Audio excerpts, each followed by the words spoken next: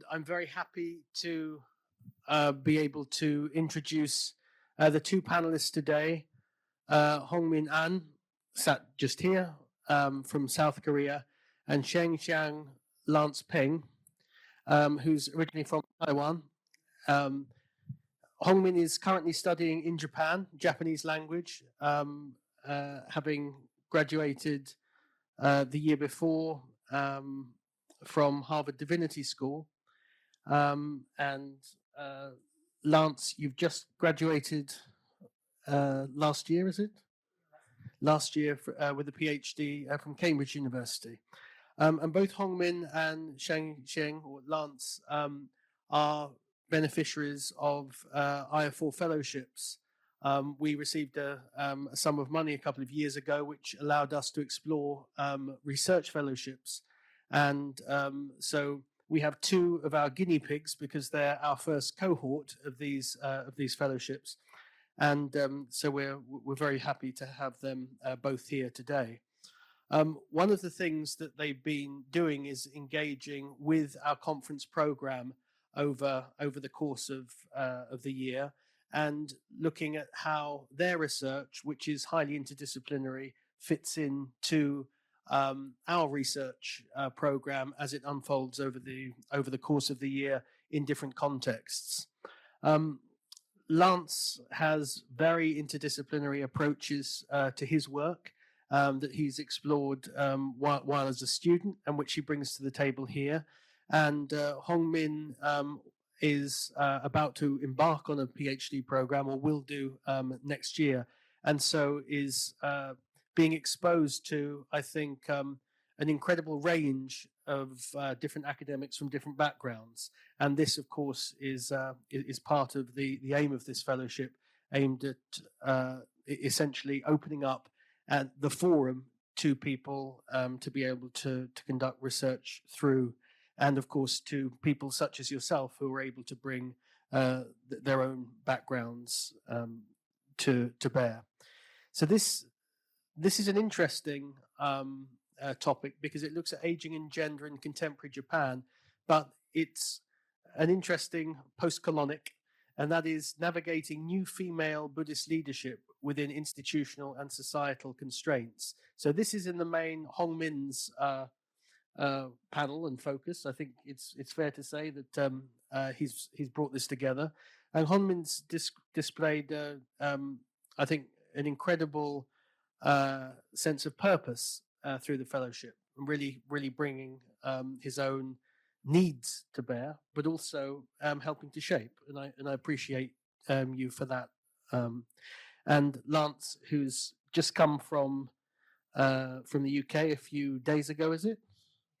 And so still is suffering from a bit of jet lag. So we're hoping that he's able to find his feet through the presentation, and he'll be responding. So if I'm not mistaken, it's Hongmin who'll be presenting first.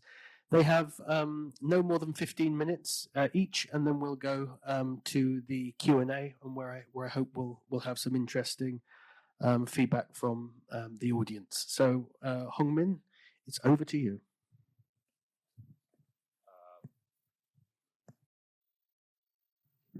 Yeah, I think it's working. Yes, thank you so much for the introduction, Dr. Herding, and good afternoon, everyone. It's very pleasure to be here today. My name is Hongmin An, and I'll be presenting my research, the Korean Trailblazer in Japan's Most Sacred Chair, which was made possible by generous research support by the IAFOR Global Fellowship. So I first would like to recognize the very hard work the IAFOR team members have given me for and made this my field work on Shikoku Island possible. So this presentation explores the remarkable story of Kim Myoseon, a Korean woman who became the first non-Japanese head priest of a temple in the Shikoku Pilgrimage, one of Japan's most revered religious and cultural traditions. Her appointment was unprecedented, not only because she was a woman in a male-dominated religious hierarchy, but also because she was the first Korean traditional dancer with no formal monastic training. And beyond her individual journey, her case raises broader questions about gender, foreign leadership, and institutional power in Japanese Buddhism. And more critically, I argue, it connects to an urgent issue facing Japanese Buddhist institutions today, that is the impact of aging and depopulation on the sustainability of temple. So Shikoku Pilgrimage, known as Shikoku Henro in Japanese, is 1,200-kilometer pilgrimage that encircles Shikoku, linking 88 temples associated with Kukai, the founder of Shingon Buddhism. Each year, thousands of pilgrims embark on this journey, and while this pilgrimage is deeply rooted in Buddhist traditions, in recent decades, many scholars pointed out that it has increasingly been framed as a national cultural heritage rather than solely a religious practice. Promotional materials often describe it as Japan's spiritual homeland. That's a phrase they would like to use, reinforcing an idealized visions of traditional Japan. This cultural and nationalistic framing has made it a very unlikely place for any non-Japanese individual to assume religious leadership. And yet, this is what precisely happened in 2008 at Dainichiji Temple. So Dainichiji, the 13th temples on the pilgrimage route, is believed to have been founded by Kukai himself in 815. This temple became the center of media attention in both Japan and Korea when Kim Myoseon, a Korean woman, was appointed as head priest in December of 2008. And Kim's appointment was extraordinary in multiple levels. Not only she was a woman leading a temple in a tradition almost exclusively dominated by men, but she was also a celebrated Korean traditional dancer designated as a master instructor of Seungmu, or monk dance, by the Cultural Heritage Administration of Korea. This prestigious title entrusts her with the responsibility of preserving and passing down one of Korea's most revered dance traditions. And her appointment raises several critical questions. How did a Korean woman with no formal monastic background rise to such a prestigious leadership position? What does her case reveal about gender and institutional barriers in Japanese Buddhism? And more broadly, what does her story say about how Buddhist institutions are adapting or struggling to adapt to Japan's aging and depopulating society? So Kim's path to abbacy was far from conventional, to say the least. Until 1995, she was one of Korea's most prominent traditional dancers, earning multiple accolades for her domestic and international performances. And her life took a quite dramatic turns when she traveled to the Tokushima Shikoku for her performance, where she met Oguri Kohei, the head priest of Dainichiji. Despite significant language, culture, and age barrier, it turns out Kohei was 18 years older than her. The two married the following year. In 2007, her life changed again, took a very unexpected turn when Kohei passed away, leaving the position of head priest vacant. Traditionally, a male successor, often a son or a brothers, will inherit the position. However, her 9-year-old boy was too young to succeed his father. In an unprecedented move, she decided to pursue ordination and assume leadership herself. So in 2008, she became the official head priest of Dainichiji, making it history as the first non-Japanese head priest on the Shikoku Pilgrimage.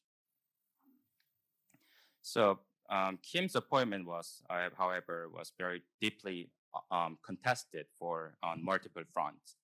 Leadership in Buddhist temples has historically been restricted to men, while temples' wives, they play very important role in maintaining daily operations. Their contributions are, often ignored within the institutional hierarchy. And even when women do assume leadership positions, they are often seen as a temporary caretakers, holding the position only until more suitable, more legitimate male successor is available. So Kim's foreign nationality, more specifically Korean nationality, added another layer of complexity here. Unlike most Japanese temple wives, Kim was an outsider in every sense, from being a Korean woman with a professional career and no formal monastic training. And to no one's surprise, of course, her rise to abbacy was met with very strong resistance. With the temples, some elders and parishioners openly questioned whether a Korean woman could rightfully lead a Japanese Buddhist temple. Outside the temple, she also faced backlash from nationalist groups, particularly from those who saw her leadership as a threat to the sanctity of Japanese Buddhist traditions. Despite these challenges, She successfully led her community and eventually passed down the temple to her son before she retired in 2021 to resume her dance career. So what does Kim's story tell us about rethinking gender and leadership in Japanese Buddhism? First, she's a foreign woman in a deeply male-dominated and nationalistic institution. In Japan, temple leadership is typically inherited through patrilineal succession, with men assuming authority while women supporting from behind the scenes. Kim, however, broke this mold entirely. She was not only a woman leading a temple, but also a Korean national in a religious landscape that has historically been resistant to foreign influence. And second, she did not follow the conventional path to religious authority. Unlike most abbas who train within monastic institutions and rise through the clerical hierarchy, Kim came from a secular professional background, and her appointment challenges the assumption that only those with formal Buddhist training and upbringing could lead temple community. And third, her leadership redefined what it means to be a female temple leader in modern Japan. Unlike most women who assume abbacy, Kim did not abandon her previous career when she became a head priest. Traditionally, female abbas in Japan focus entirely on temple duties, often stepping into leadership out of familiar obligations rather than their personal ambition. And even when they do, they usually stay out of the public's eyes. The Kim, in this case, however, continued her work as a professional Korean traditional dancer through her tenure. And she performed internationally, held classes, and remained active in the culture world while simultaneously managing temple affairs. And balancing these two very demanding roles, one as a religious leader and the other as a cultural ambassador, I think makes her case highly unique here.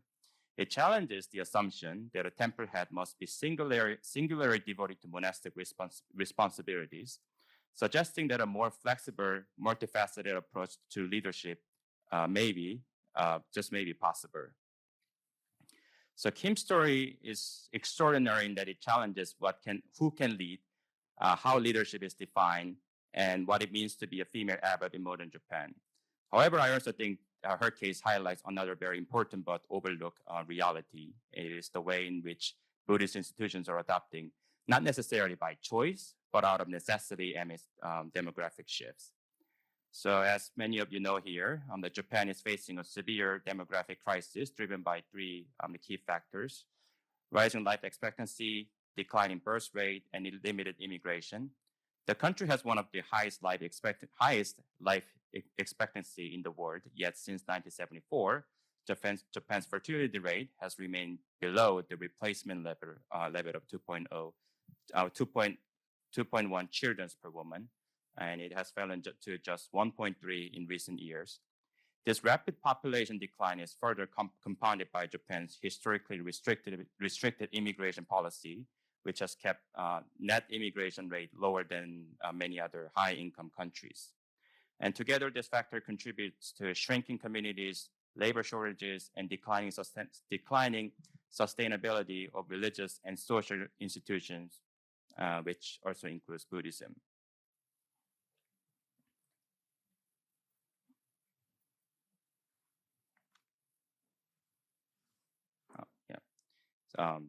Just to visualize how the demographic makeup changed since 1990 to 2020.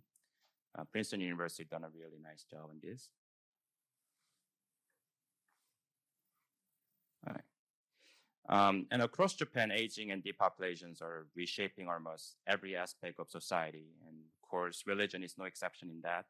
As younger generation migrates to urban centers like Tokyo or Osaka, rural communities are experiencing a quite severe population decline, and many Buddhist temples are literally struggling to survive. The map on this slide on the left illustrate the demographic patterns of population decline. The area marked in red shows where municipalities have lost significant portions of their population over the past decade. These regions, especially rural and mountainous area, have historically been the stronghold of Buddhism in Japan. And however, they are also places most severely impacted by this demographic shift. And not surprisingly, one such area is Shikoku, the site of Shikoku Pilgrimage, where Kim's story takes place. Like many other rural regions, Shikoku has seen a sharp decline in both temple successors and local temple goers. And with fewer people to support temple activities, many temples are struggling financially or even on the verge of closing down. And nationwide, a report suggests that over 30% of Buddhist temples in Japan lack successors, leaving them at risk of disappearing altogether. Faced with this reality, Buddhist institutions must adapt to survive. This is where Kim's story, I think, becomes even more relevant. And really the question is, can her case provide a glimpse into what the future of Buddhist leadership might look like? So Kim's journey forces us to rethink who is allowed to lead in Japanese Buddhism. Her story is one of extraordinary personal achievement, of course, overcoming gender, institutional, and natural barrier to become a temple head in a very deeply traditional and male-dominated religious space. But beyond her personal success, her case also reflects broader transformation within Buddhist institutions. Her trailblazing past challenges the conventional models of temple succession. She was neither trained in a monastery nor part of a temple family, yet she successfully led a temple while continuing her artistic career. Her leadership redefines what it means to be a temple head, proving that alternative paths to religious leaderships are possible. Her appointment was once seen as abnormally, but in many ways, she opened the floodgates for rethinking Buddhist leadership in Japan. As traditional monastic succession declines and temples struggle to find heirs, Buddhist institutions may increasingly turn to women, lay leaders, and even foreigners to sustain their communities. While her case may have been met with resistance at the time, it has paved the way for broader conversations about who is qualified to lead and how Buddhist institutions must adapt to survive in the modern era. So is Kim's case a singular exception or a beginning of a larger shift where more temples follow this path, embracing diverse form of leadership, or will institutional conservatism push back against change? Probably a combination of these two things will happen, but one thing seems very clear to me. Buddhism in Japan cannot afford to remain static. Whether by necessity or by choice, the doors Kim helped open may soon become pathway for the next generations of leaders in an aging and rapidly transforming Japan. So in that, thank you so much for your time, and I look forward to your questions. And with that, I would like to now turn to Dr. Pong who will provide a theoretical analysis of Kim Myoseon's case and broader implications for Buddhist leadership and institutional adaptation. Thank you so much.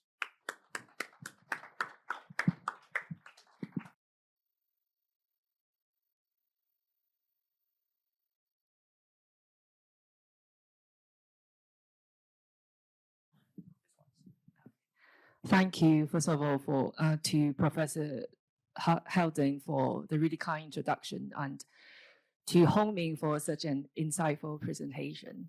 So as you can probably tell from our abstract, both our talks are connected through a shared theme. So my presentation is more like a continuation of Hongmin's discussion. So hi, my name is Lance, and I'm honored and very, very happy to be able to be here.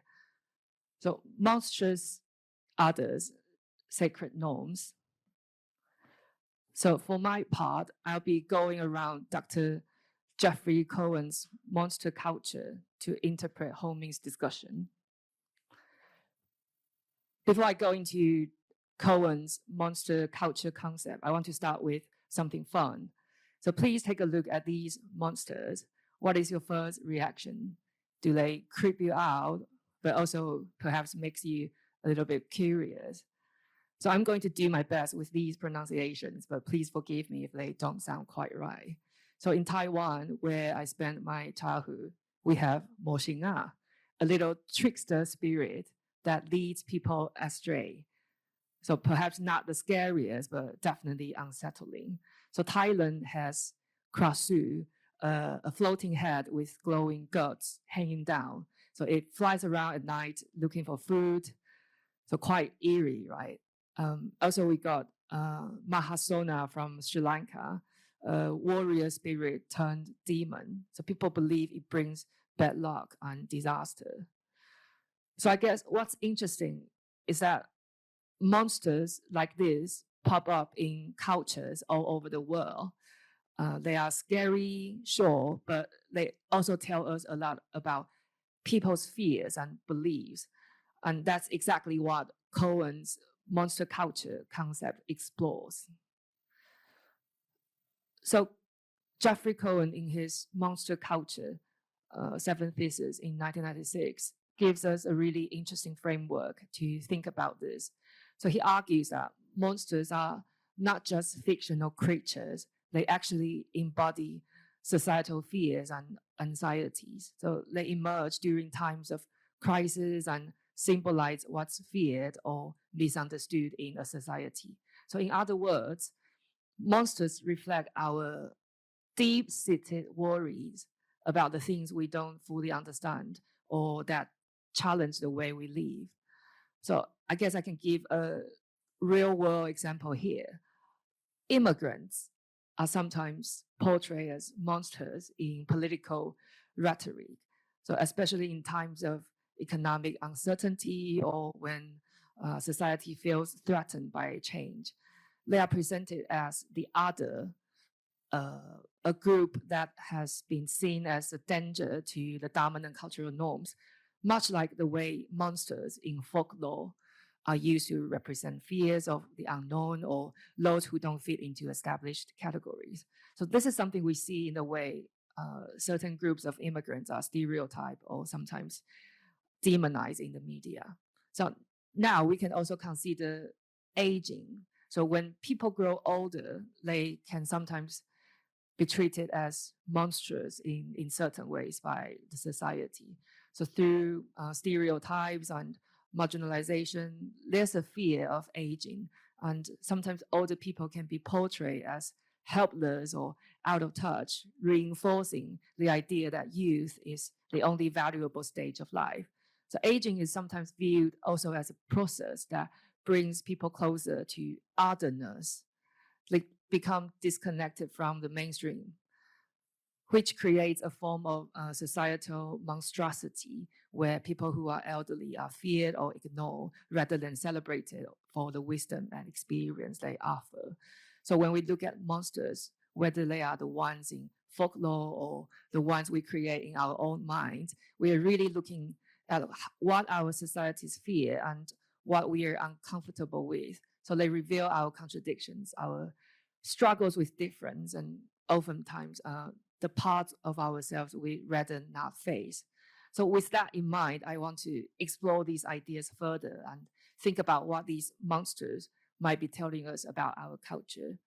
My interpretation here is that the monstrous feminine as a figure that disrupts traditional, sometimes patriarchal structures, especially within religious contexts.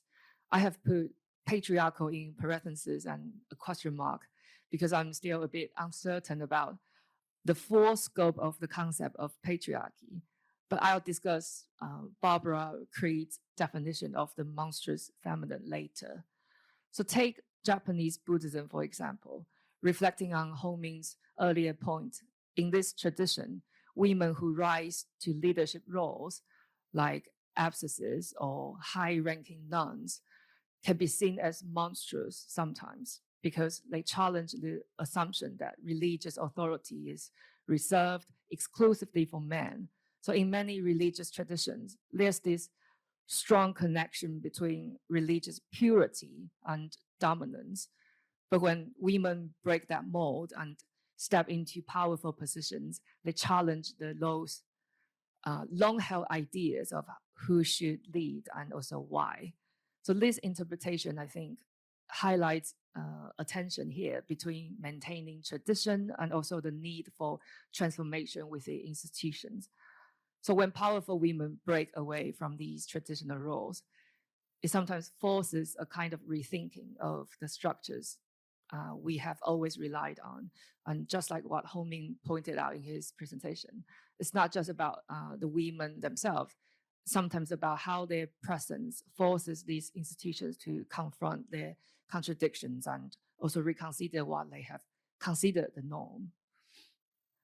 So finally, I would like to explore Kim Myoseon through these three monstrous angles as a liminal figure, as a symbol of deeper fears, and also through the monstrous feminine's link to sacred spaces and crises. So this builds on Hong Min's talk, offering a hopefully fresh perspective. So the monstrous is a liminal figure. It exists in between, crossing boundaries and defying categorizations.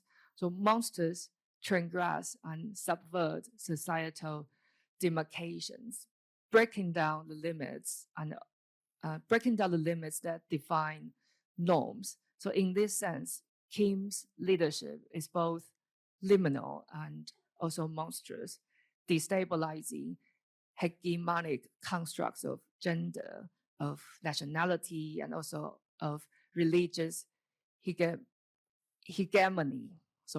A similar liminality can be seen in perhaps Japan's aging society, where the growing number of elderly people challenges traditional norms and of productivity, of care, and also societal roles, so blurring the lines between dependence and also independence. The monster is also a symbol of crisis, so it emerges in times of social, political, and sometimes cultural upheaval. Monsters don't just appear, they materialize when something is shifting. So Kim Myoseon embodies this, confronting Japanese Buddhism because it faces an aging clergy and dwindling adherents. So she can be regarded as a harbinger of transformation. Her leadership epitomizes a crisis of tradition and also at the same time interrogates the legitimacy of institution authority. So in a similar way, Japan's aging society can sometimes be interpreted as signaling a impending transformation because declining birth rates and also a shrinking workforce force the whole country to rethink long-standing social and economic structures. So finally, Barbara Creed's concept of the monstrous feminine highlights the fear of female authority challenging patriarchal structures. So in this traditionally male-dominated, ethnically homogeneous religious space, Kim embodies that fear by breaking established rules. But my interpretation of the monstrous feminine emphasizes figures who happen to be women, actively pushing against and challenging authority. So for me, it's not just about gender roles, but about how these women navigate and defy institutional power. So by stepping into this sacred, almost sometimes untouchable space, Kim challenges the idea of what's considered pure and what is not. So this tension between purity and impurity, or you can even say pollution sometimes, reflects what we see in cultural monster theory, where monsters represent societal contradictions, especially when something or someone disrupts beliefs. So I am aware that the speaker in the next session will discuss gerontological research in more detail, but here's a quick and surface mention of it here. So I guess looking at both Hong Min's presentation and Kim's story, one possible interpretation here is that Buddhist leadership has long been dominated by the gerontocracy clergy, but here adaptation is now also imperative. So the real monstrousness lies in the resistance to change, both in institutions and also in individuals. To move forward, radical deviations from tradition are sometimes necessary. So Kim's narrative redefines leadership as a dynamic force, shaped by necessity and also transformation. So rather than being confined by age or gender, so the future of Buddhist leadership really depends on its ability to evolve. So that pretty much concludes my presentation, and I hope monster culture theory proves useful, not just for interpreting Kim's story, but also for understanding broader societal and cultural issues. And I hope both those explored by the brilliant other speakers at this conference and also those beyond our discussions here. Thank you. Well, two fantastic presentations, and I'm going to open it up to questions, but I just want to ask you both to reflect, because essentially what we did with the fellows is put them together and say, come up with something. I think that's, does that sum it up? Accurate enough. And I think they did a fantastic job. But what it actually indicates is it shows that if you've got two people and they're saying, okay, what's your research? And then how can we work together? And I think you can see there, you've got a very, very interesting sort of product that you've sort of come up with. And you can see, I can see all sorts of possible research paths from that. But perhaps you can just comment a bit on working together and what the challenges were. Yeah, I can. So, the challenge of working together, as all of you could guess, is, we came from very different background. I mean, that was what this program was meant to be. But I came from a training in religious studies. Dr. Pong came from training more focus on education. And one of the biggest challenges that we faced was, yes, this was the conference that we were presenting. Yes, it's a conference. Yeah, it was a conference on aging and gerontology, but also a conference on psychology and the behavior science, and also a conference on education and international development. And we try our best, I think, to hit all three. You can be the judge whether we did it or not. I largely focus on the topic of aging and gerontology.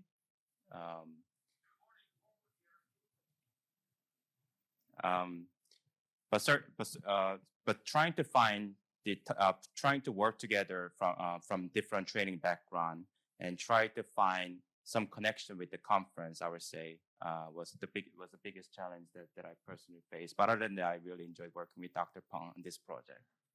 Yeah, for me, it's quite fun to work with someone that is outside my interest and expertise. But I guess I was just lazy because I told Hongming that whatever you are going to present, I'll just build on your presentation and add a little bit of my personal insights and some theoretical concepts. So yeah, that's how we ended up here.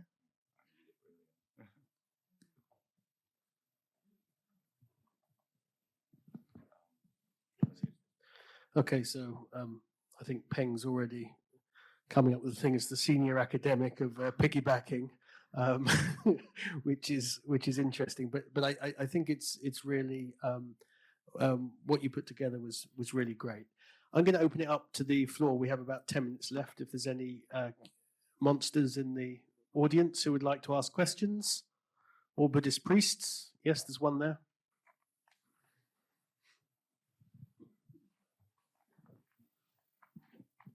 Hello, good afternoon again. I'm Russell. I'm a faculty member, and I'm very interested to know, based on your study and project, and of course, your possible assumptions with the changes like these that would challenge these societal and institutional constraints. To what extent do you see these shifting the norms eventually, wherein societies will be more accepting about these new changes in having a much more female Buddhist leadership?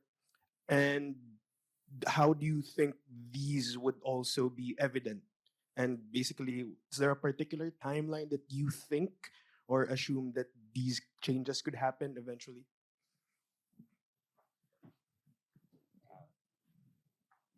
Sorry, is there a particular person that you're asking, or just in general? Sorry. Oh yeah, I think since it was also one question of Buddhist female leadership. So I think this is really a question between external force and internal force that is happening in Japanese Buddhism right now. So external force is very clear right now, right? The population is aging and declining, and young people are living countryside, and many of these Buddhist temples are left with the struggles, right? And some of them are on the verge of closing down. So if they don't adopt this new reality, then they will probably perish. I mean, it's quite evident from the get-go. And yet there's a very strong forces that is functioning from within the Japanese Buddhist as an institution, right? Because they've been practicing this very patriarchal system for I don't know how many years, probably more than 2,500 years at this point, right? And those kind of things, it's really hard to change it overnight.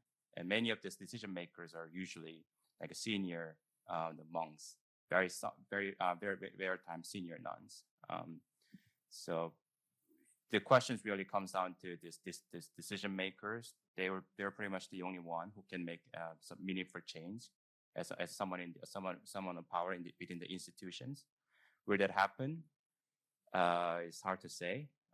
Should it happen? I personally say yes, but as someone who doesn't belong to Japanese the Buddhism, this is I think I guess where my answer should stop. But I personally I would like to see some changes, and we personally would like to see more figures like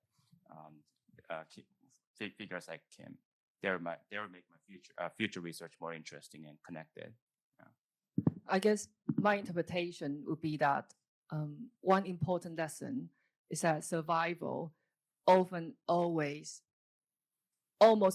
depends on adaptation. So Buddhist institutions, like many other traditional structures, have long relied on rigid hierarchies and ingrained customs. But with declining temple memberships and also an aging clergy, maintaining those traditions exactly as they are may not be sustainable. So Kim's appointment here suggests that flexibility, whether in leadership, in gender roles, or institutional structures, might be necessary for these institutions to remain relevant. And I think the challenge here is whether they will embrace that transformation or resist it until change is forced upon them. Yeah, that's my input. Thank you. Thank you. Any other questions? To what extent do you think the husband priest played a role in securing succession for his wife? So as thank you for your question, Dr. Black. As you probably well know, pretty much as of now, pretty much the only way that the woman could become a head priest in Japanese Buddhist setting is her husband dies, or her father. In even rare cases, her father dies or her brother dies, and there's no heir to succeed him, right? But I guess more death can be an answer to your question, right? But then because like I said during the presentation, because of the numbers, many temples are now facing this challenge of finding successors. The only way they could make things more sustainable would be opening more doors to people who are coming from less traditional background, to say. I mean, it doesn't have to be, revolutionary figures like Kim, but at least opening a little bit more doors to more marginalized groups of people, I think could be what I say is the only solution to that.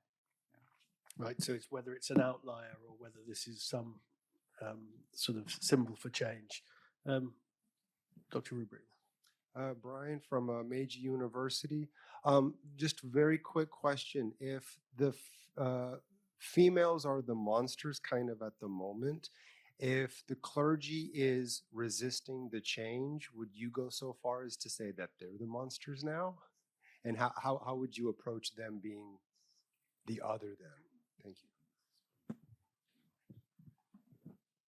Yeah, I think when I use Cohen's idea of monstrosity, I'm not saying that anyone particular or Kim herself is a monster in a negative sense. So rather, I'm drawing on the way societies construct certain figures as monsters when they disrupt established norms. So Kim represents a challenge to traditional Buddhist leadership, not because of anything inherently wrong with her, but because her identity, her background, her gender defy expectations. So monster culture theory here, to me, helps me unpack why certain figures provoke strong reactions and how institutions respond to change. So by looking into Kim's appointment through this lens, I think I'm not demeaning her, but rather exposing the social structures that sometimes resist transformation. So in fact, the way she redefined Buddhist leadership shows that what was once seen as monstrous can become a new norm over time, hopefully. Yeah. Thank you. There's James.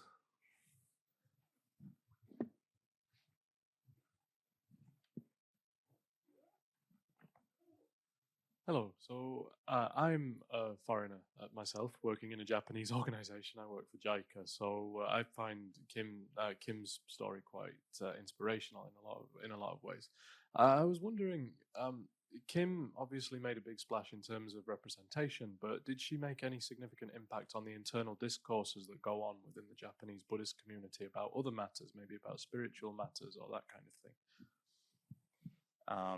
One thing that obviously she made her story made a lot of publicity in both Japan and Korea, and she, unlike other many other female the Buddhist head priest, she was extremely public. She went on like this NHK interview or this TBS or those major like Japanese broadcasting companies visited her temples, and they made a documentary or news.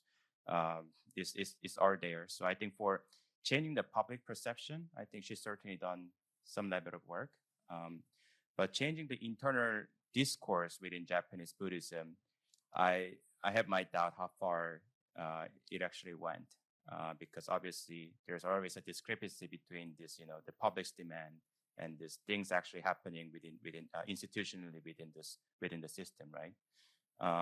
I'm personally not aware of any other individual who, like Kim, who became who took this prestigious the religious leadership. Perhaps they will come out sooner or later, but I just don't see them at this moment. So publicly, yes. Internally, I think it remains to be seen. Thank you. We've got time for one quick one. Hi, my name is Anna. I'm currently a research staff at the National University of Singapore. And my question is in terms of the change leadership and having a female leader in your context, in the Buddhist context, what are the key changes that you guys have seen in terms of the societal support for the monstrosity brought about by the aging patrons? What I mean by that is that are there key changes in terms of the way how they support the aging communities in terms of psychologically or societally versus having a male-led leadership in the Buddhist context? Wow, that's a big one. I think my response to that would be Kim's appointment reflects both progress and resistance. So on the one hand, it shows that under the pressure of institutional survival, even highly traditional spaces like Buddhist temples can rethink leadership structures and move beyond rigid gender norms. So the fact that here she was appointed at all is significant historically. Buddhist clergy leadership in Japan has been overwhelmingly male. But also on the other hand, the backlash against her appointment highlights, you could say, lingering anxieties about women in positions of religious and institutional power. So perhaps her gender combined with her foreign nationality made her a symbol of disruption rather than simply a leader. So while her case demonstrates that change is possible, it also reveals the societal tensions in Japan around who is allowed to lead, and also in spaces tied to national and religious identity. Okay, well, we're going to have to leave it there, but I think that this study, and I hope, I certainly feel that there's questions. I was just thinking of Mary Douglas's work on purity and danger, and sort of there are very uncomfortable questions for both Koreans and Japanese in terms of the ethno-nationalist elements to what conceptions of racial purity might look like, and how this interacts with Buddhism. So I think it's a very, very rich sort of look at something that I think could go in many, many different directions. And I hope that you will come back in subsequent years to present and your work with us. But thank you very much. Wonderful panel. And thank you for your engagement. I believe we have a poster presentation, poster presentations in this room, and then later on we have a workshop from NACTA. So hang about.